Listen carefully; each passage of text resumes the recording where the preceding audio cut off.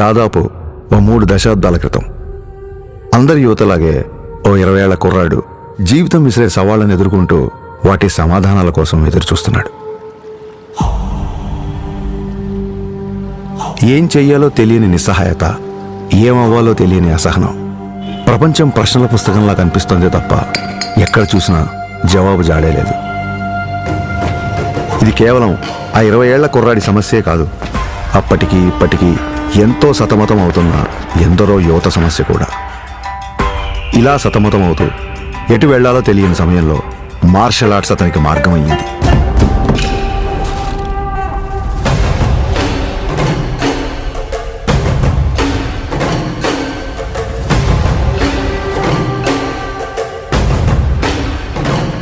Martial arts అంటే చాలామంది అనుకున్నట్టు అవతల వాళ్ళని కొట్టడమో పడగొట్టడమో కాదు.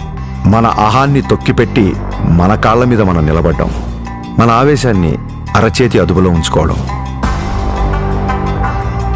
ఒంటరితనం, ఒత్తిడిని ఎదుర్కోవడం నేర్పిస్తే శిక్షణ, క్రమశిక్షణ నేర్పించింది కళ్యాణ్ కుమార్ను మన పవన్ కళ్యాణ్గా మార్చింది. సంవత్సరాలు గడిచాయి, కొత్త దారులు ఏర్పడ్డాయి. అలాగే తన సినీ ప్రయాణం మొదలైంది.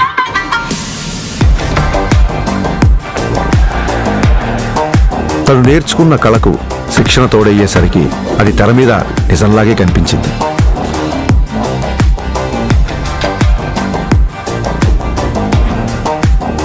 ఆ నిజానికి తన నిజాయితీ తోడయ్యే కోట్ల మంది గుండెల్ని గెలిచింది.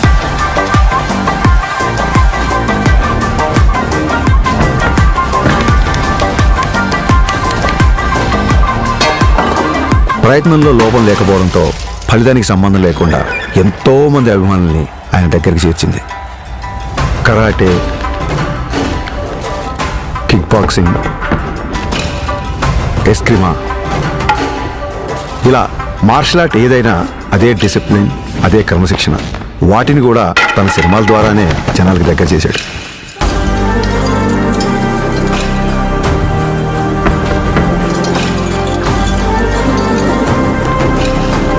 సినిమాల్లో చూపించే స్టంట్లు, ఫైట్లు జనరంజకంగా, ఆకర్షణీయంగా ఉంటాయని మనందరికీ తెలుసు. కానీ కళ్యాణ్ గారి సినిమాల్లోకి వచ్చిన తర్వాత ఆ యుద్ధ కళల్లో, ఆ ఫైట్స్లో, ఆ స్టంట్స్లో ఒక హానెస్టీ, ఒక నిజాయితీ, ఒక క్రమశిక్షణ, ఒక నిబద్ధత కనిపించడంతో ఆ మార్షల్ ఆర్ట్స్ అనేవి జనాల్లోకి చాలా వేగంగా దూసుకెళ్ళాయి.